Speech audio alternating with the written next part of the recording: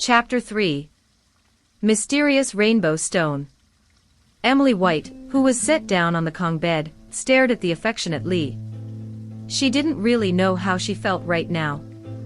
Even though this mother seemed weak and unreliable, she finally had a mother to love her again after 14 years. Jimmy White stroked Emily's hair while speaking to his mother. Mother, youngest sister had been weak and often sick ever since she was born. This time, she even suffered a major injury. Grandpa, you told us to feed her more nutritious foods to help her recover. A brief moment of silence filled the entire room. Lee thought of her stingy mother-in-law and went out of the room with an agonized expression on her face. After she left, Ryan came closer and caressed her face with his cold hands. He whispered into her ears with his tender voice, "Older sister, rest well and get better soon. Tomorrow, I'll bring you an egg to eat." Emily White sorted out her emotions, then smiled at the young child. She chatted with the cute kid for a while before she felt a wave of fatigue. Right before she fell into a deep slumber, she heard Lee timidly saying, "Mother, the doctor said that Emily's body is weak, and that she'll need to eat some nourishing foods. She only drank a few mouthfuls of porridge in the morning, so I want to make some egg soup for her. Eat, eat, eat." Even a wealthy family wouldn't be able to withstand the sufferings caused by all of you patients. Calling for a doctor and getting medications, which of these doesn't require money? We still need to sell the eggs the next time the market opens. There's still some white rice inside the jar, so just take some to make a bowl of congee. Emily White's body was originally weak, and she had just suffered excessive blood loss. Thus, she finally couldn't resist the call for sleep and fell into a deep slumber. She slept for a very long time this time. She didn't wake up even when they were feeding her the congee and medicine. She felt as if she had fallen into a bottomless darkness. No matter how much she struggled, she was unable to escape from the endless despair. After an unknown amount of time, when she was about to give up and accept her fate, a glimmer of light shone within the darkness. A frustrated yet sweet-sounding voice appeared in her mind. Darn it. How did I accidentally pledge my loyalties to a weak human being? What should I do? What should I do now? Should I should just ignore her. If she dies, then our master-servant relationship will be void. However, I don't know when I would be able to come out again. That damned goddess of spirits. She actually sealed most of this mighty divine stone's spiritual powers, then abandoned it in some random human realm. It had waited for exactly 800 years before it was picked up by a human woman. However, she had died before it was able to acknowledge its master. It used up all its remaining spiritual powers to bring that human woman's soul to another realm, and found a suitable body for her to revive in. If it didn't save her with all its powers, then it might really have to experience another 800 years before waking up again. It's better to be a little weaker than stay in endless darkness. However, the wound on her head seems like it would need to use the little spiritual powers that it still had to heal her. While Emily White was amazed by that talkative glowing orb, she suddenly felt a cool and refreshing feeling on the wound on her forehead. The painful sensation was also gone. As the darkness around her gradually faded, she slowly opened her heavy eyelids. A dim lamp was lit inside the room. She could faintly see Thin Lee laying on the edge of the Kong bed. Her breathing could be clearly heard in the silence. Emily White recalled that strange dream she just had. She lifted her arm and touched her forehead.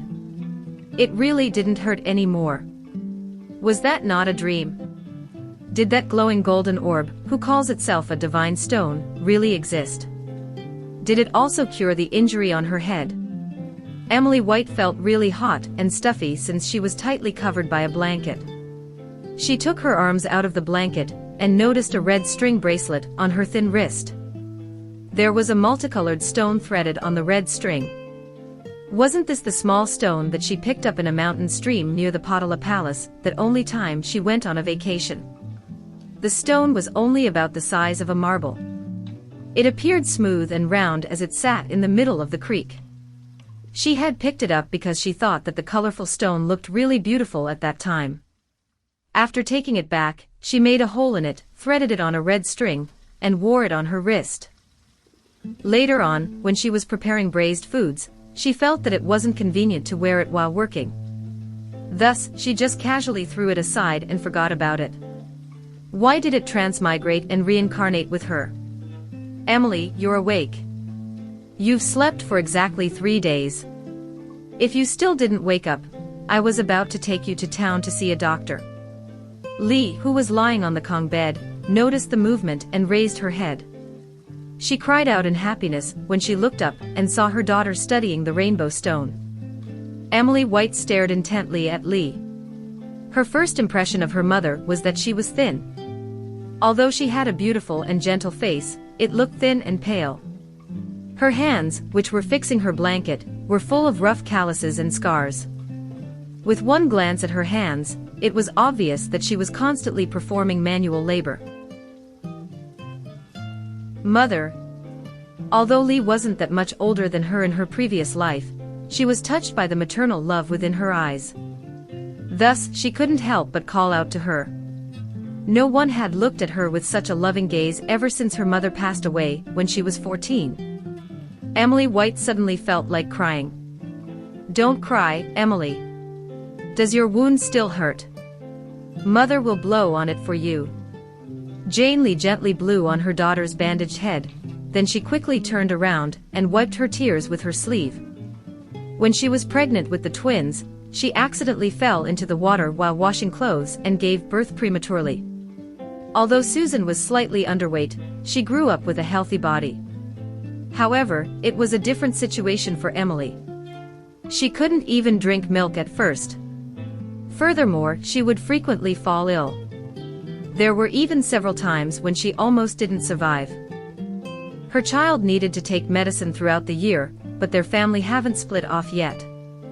All the money that her husband earned from fishing and hunting must be handed to her mother-in-law. Every time she asked her mother-in-law for money to get medicine, she was always reluctant to give it to her, and would say a bunch of unpleasant words.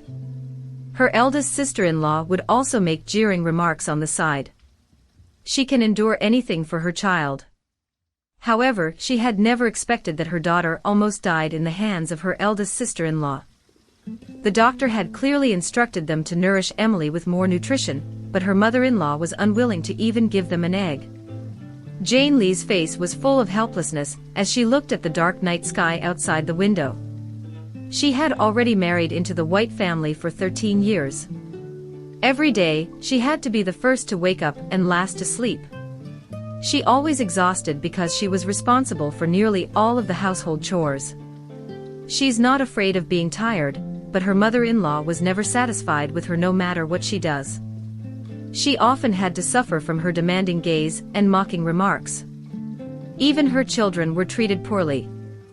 There was no one in the family who she could rely upon. Emily was injured by eldest sister-in-law and was unconscious for 3 days, but eldest brother's family didn't even appear once. Her youngest sister-in-law and father-in-law were the only ones who came to check on Emily. Emily, are you hungry? Your youngest aunt gave us an egg. I kept it warm with some hot water. Jane Lee peeled the eggshell for her daughter. She had a satisfied smile on her face as she watched her daughter slowly eat the egg. She continued, my good daughter, you should rest some more. Mother will go prepare dinner. Your favorite congee will be ready by the time you're awake. I'll be sure to make it thick and add some pickled vegetables in it. I'll bring a large bowl of it for our Emily to eat. Emily White remembered what she had heard before she fell asleep. Her mother was rejected after she had asked this body's grandmother for an egg. It seems like her family rarely had the chance to eat fine grains such as white rice and wheat flour. For this bowl of congee, Lee would probably have to endure people cruelly mocking her. Her heart somewhat ached for her. Mother, I'll just eat whatever everyone else is eating. Don't separately prepare something just for me. Didn't I already eat an egg today? Smiling contentedly. Thanks for watching. Why not leave a comment below and let me know what you think. Please like and subscribe and click the bell icon to get new video updates.